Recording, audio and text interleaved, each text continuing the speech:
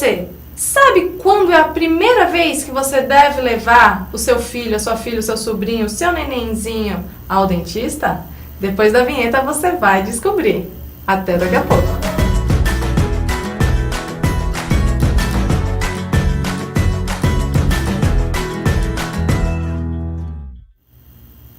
Pois é, e hoje eu tô aqui com uma profissional maravilhosa.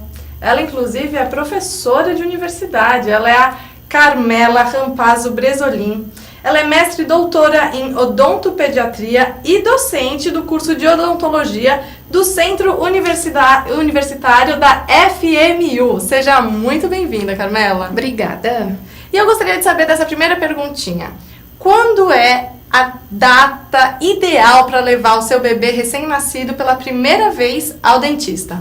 O ideal seria levar esse bebê antes de ter dentinhos ainda, para que ele se acostume com o profissional, com o ambiente, tenha a percepção de alguém mexendo na cavidade bucal, porque aí eles se tornam mais familiarizados com o consultório, com o ambiente do consultório. Entendi. Eu vi também que dá para levar, inclusive no pré-natal. A mulher grávida pode levar para o dentista. Como que funciona esse tratamento? Sim, a gente hoje em dia está muito em evidência o pré-natal odontológico. Por quê? Tem diversos cuidados, até esses que a gente vai conversar hoje, que podem ser feitos desde que o bebê nasce.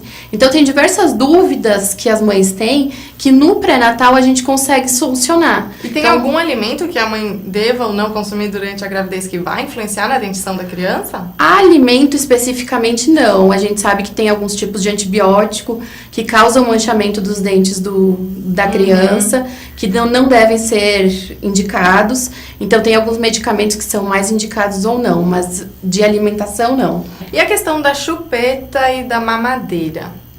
Quando usar? Pode usar? Ou qual é a melhor forma de se usar? Ou se não se deve usar de jeito nenhum? Não, podem ser utilizadas. A gente tem bicos hoje em dia específicos, né? Que eles tentam simular ao máximo a anatomia do peito materno. Então, para não causar nenhum problema ortodôntico futuro. O que tem diferença entre a mamadeira e a chupeta, né? A mamadeira normalmente se faz o uso e depois se remove, a criança não fica o dia inteiro com aquela mamadeira na boca. A chupeta não, o uso da chupeta normalmente ele é mais prolongado. Mas a mamadeira também, o ideal é levar até qual idade?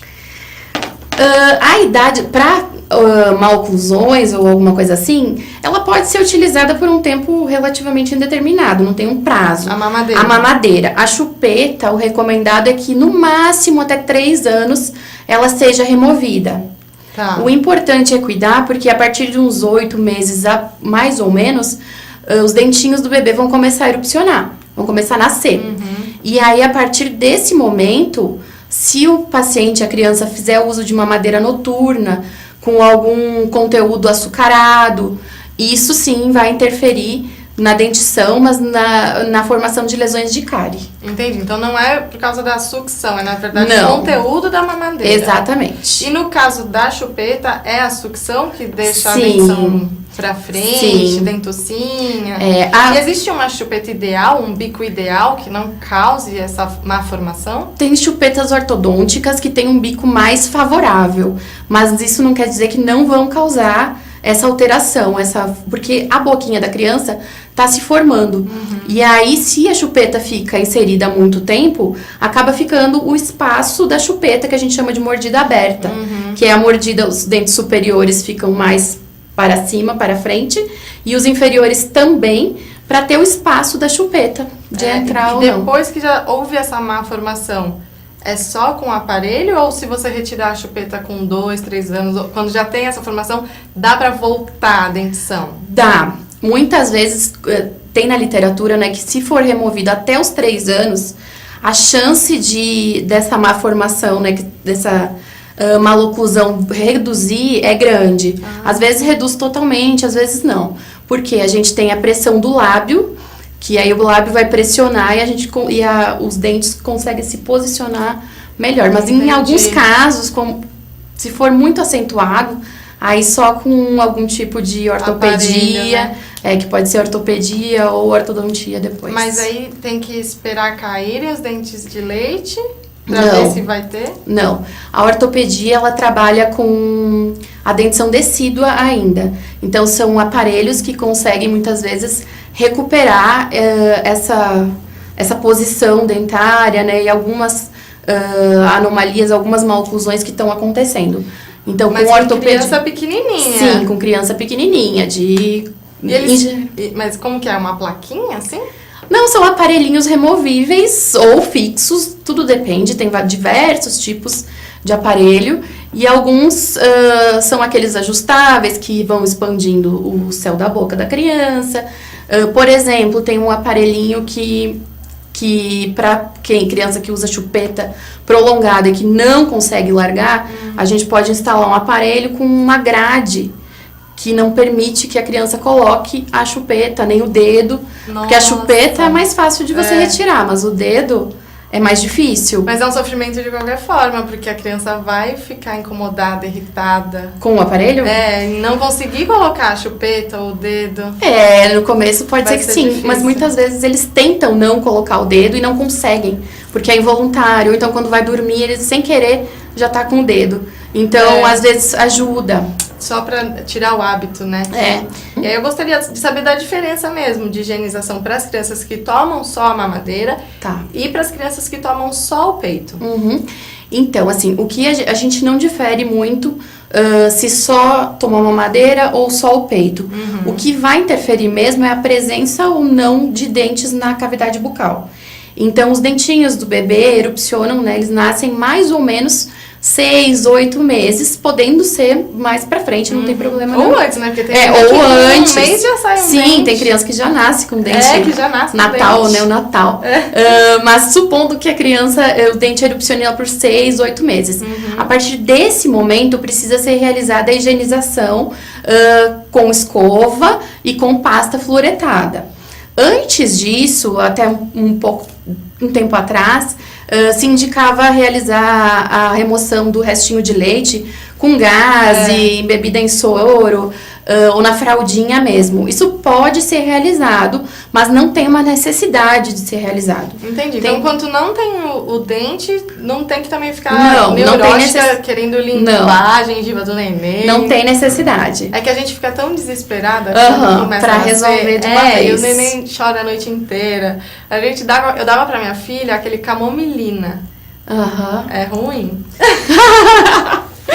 Eu fiz mal. Não! Porque eu tava desesperada. Ela não dormia. A noite inteira chorando.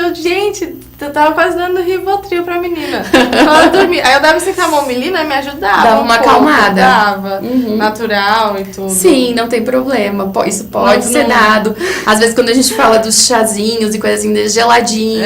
Porque aí vai ajudar Mas também cuidar muito. Tem gente que coloca gelo direto, né? E o gelo, ele queima, né? Então, a gente precisa, se for o gelinho, proteger esse gelinho pelo menos com um paninho e sentindo essa temperatura. Porque o bebê é bastante sensível. Então, os mordedores são um pouco mais tranquilos, né? E outra coisa, dizem que quando tá nascendo o dente do neném, dá febre. E eu também já ouvi falar que não é porque tá nascendo o dente, é porque realmente a imunidade do neném cai e aí dá febre. Aí eu queria que você esclarecesse isso, se é a imunidade ou se é o dente, se realmente dá a febre. Então, tem algumas manifestações que às vezes acontecem, como febre, diarreia, então a criança fica mais indisposta, mas nada é comprovado cientificamente, são indícios, são levantamentos, possibilidades. O que acredita-se também é que nessa faixa etária a criança tá engatinhando, então que são dos 6, 8 meses para frente. Então é um período onde a criança tem mais contato com micro-organismos.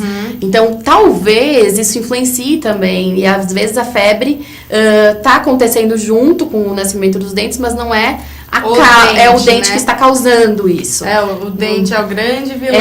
Não, talvez seja pela época, pela fase da criança mesmo. E quando começam a nascer os dentinhos? Aí você tem um dentinho, 2 dentinhos.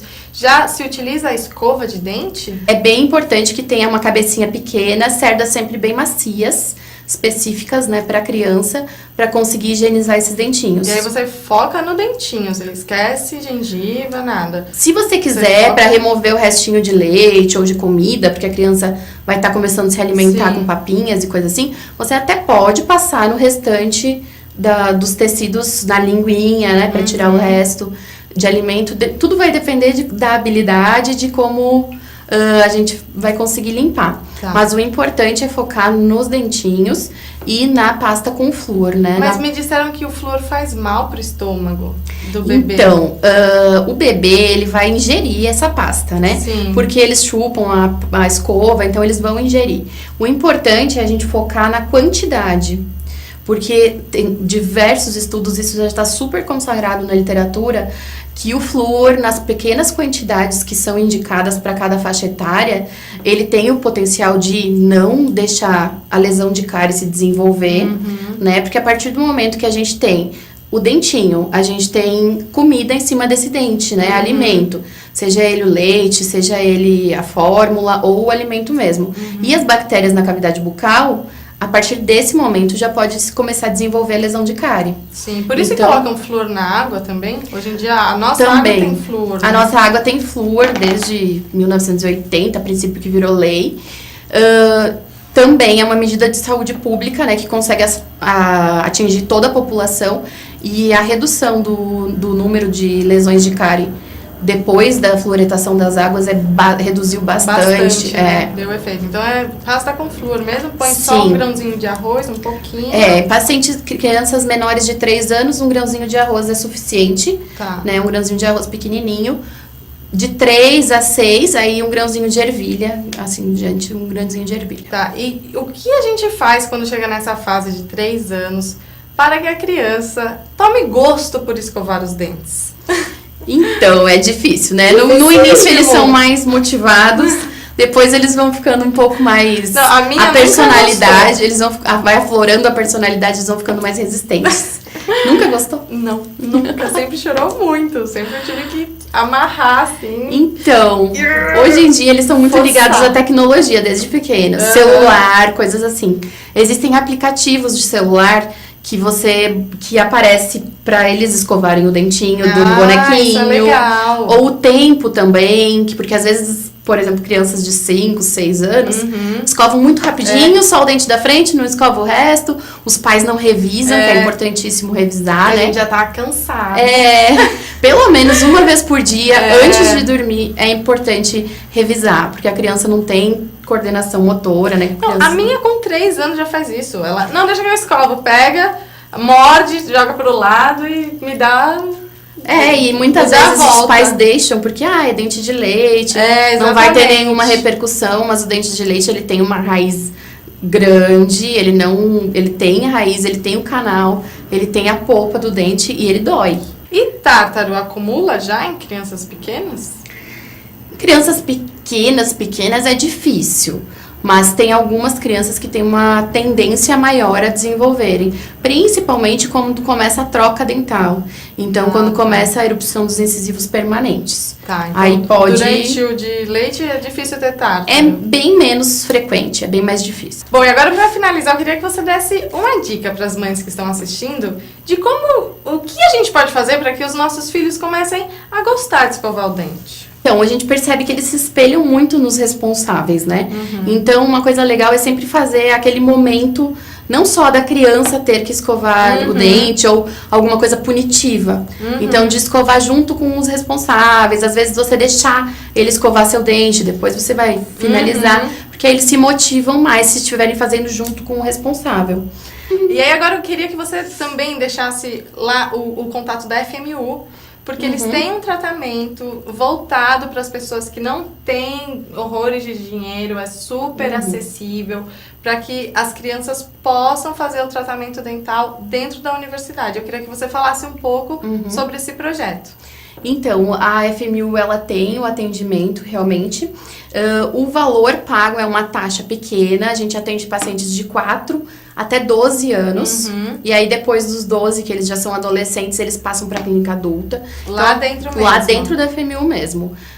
É realizado na odontopediatria todo tipo de tratamento, então desde tratamentos mais simples, de diagnóstico, de avaliação, de lesões de manchinha, até a troca dos dentes e acompanhamento até os 12 anos, quando normalmente a criança está com a dentição permanente. A questão de aparelho também? Coloca aparelho? Não, aparelhos não são colocados, exceto algumas coisas que a gente faz de ortopedia, mas é mais o tratamento de lesões de cárie, prevenção também. E para quem quer marcar uma consulta, como que faz? Então, o ideal é ligar lá para a FMU Santa Amaro, a gente passa o contato depois. Tá, eu E vou colocar embaixo, tá, gente? E aí vai ser agendada uma triagem, provavelmente. Nessa triagem, acaba avaliando para qual clínica esse paciente vai, né?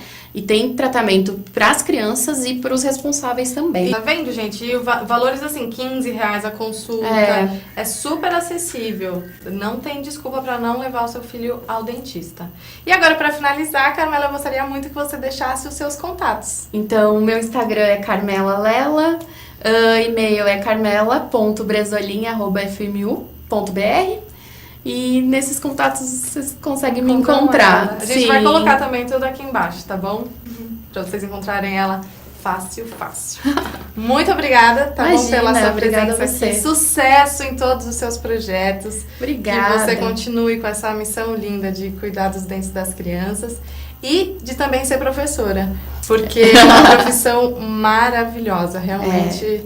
Os mestres das nossas vidas são os nossos professores. A gente não se forma se não for pelos professores, né? A gente não estaria aqui. É uma profissão das mais nobres.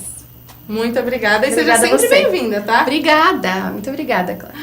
Pronto, mais uma Mãe Sincera que chega ao fim. Espero que vocês tenham gostado, eu amei. Mas semana que vem tem mais, sempre ao vivo pelo site da AllTV às 14 horas, www.alltv.com.br. Eu espero você aqui na terça-feira que vem. E mamães, sejam sempre muito felizes e tenham muita paciência. Beijo, tchau!